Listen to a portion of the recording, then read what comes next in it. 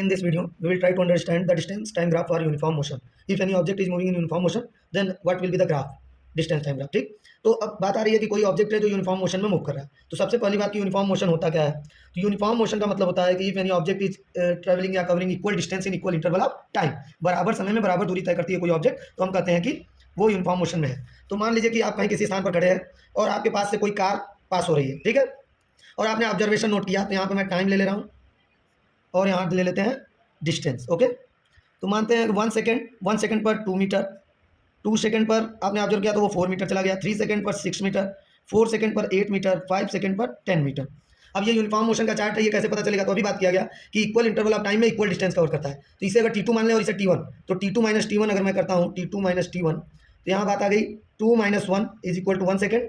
ठीक, और डिस्टेंस को भी कर लेते हैं D2 माइनस D1, तो 4 माइनस 2 मीटर. ठीक, यानी 1 सेकंड में वो 2 मीटर कवर कर रहा है. अगले 1 सेकंड का भी निकाल लेते हैं टाइम इंटरवल. 3 माइनस 2 1 ही आएगा, और 6 माइनस 4 करेंगे तो भी 2 मीटर ही आ रहा है. फिर 4 माइनस 3 करेंगे तो 1 सेकंड, 8 माइनस 6 करेंगे तो 2 मीटर, 5 माइनस 4 पर भी 1 सेकंड, 8 माइनस 10 पर 2 मीटर. यानी हर 1 सेकंड पर जो टाइम इंटरवल है वो बराबर टाइम इंटरवल में बराबर दूरी तय कर रहा है ये ऑब्जेक्ट. ठीक, तो ये तो सही हो गया, टेबल तो सही बन गया यूनिफॉर्म मोशन का. अब इसे ग्राफ पर कैसे प्लाट करेंगे. अब देखिए इसे प्लाट कर लिया गया. अब प्लाट करने के बाद हमने टाइम लिख दिया और जो डिस्टेंस है वो भी जितनी जितनी दूरी तय कर रहा है I have written here. Now we will plot the graph. तो फर्स्ट है 1 सेकंड पर 2 metre, 1 second is here, 1 second पर 2 मीटर, 1 और 2 के सामने लगा दिया हमने मार्किंग. फिर 2 सेकंड पर 4 मीटर, ठीक है यहाँ, और फिर 3 सेकंड पर 6 मीटर. देख पा रहे होंगे आप.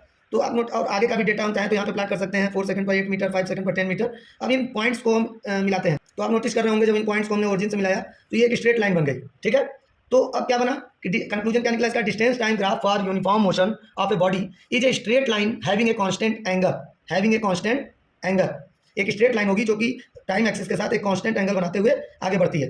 तो देखिए कहीं से भी इसे मिलाएंगे तो इसका एंगल तो चेंज होगा नहीं, इसलिए यहाँ वर्ड यूज हुआ कांस्टेंट एंगल. ठीक है, तो यूनिफॉर्म मोशन में कोई ऑब्जेक्ट है तो उसका डिस्टेंस टाइम ग्राफ एक स्ट्रेट लाइन होगी which have a constant angle with time axis.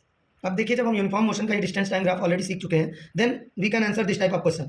जो ये स्लोप है और ये जो ग्रेडियंट यानी एंगल है, इसको देखकर हम बहुत आसानी से बता सकते हैं कि किस ऑब्जेक्ट की स्पीड अधिक है किसकी कम. यानी जो ये स्लोप है ये ऑब्जेक्ट की स्पीड को भी बताता है. तो यहाँ 3 ऑब्जेक्ट है ए बी सी, तो इनके स्लोप को हम देखेंगे यानी एंगल को. यहाँ से ए का एंगल यहाँ तक टाइम एक्सिस का, बी का एंगल यहाँ से यहाँ तक, और सी का एंगल यहाँ से यहाँ तक. तो आप देख पा रहे होंगे कि सबसे बड़ा एंगल कौन सा स्लोप बना रहा है.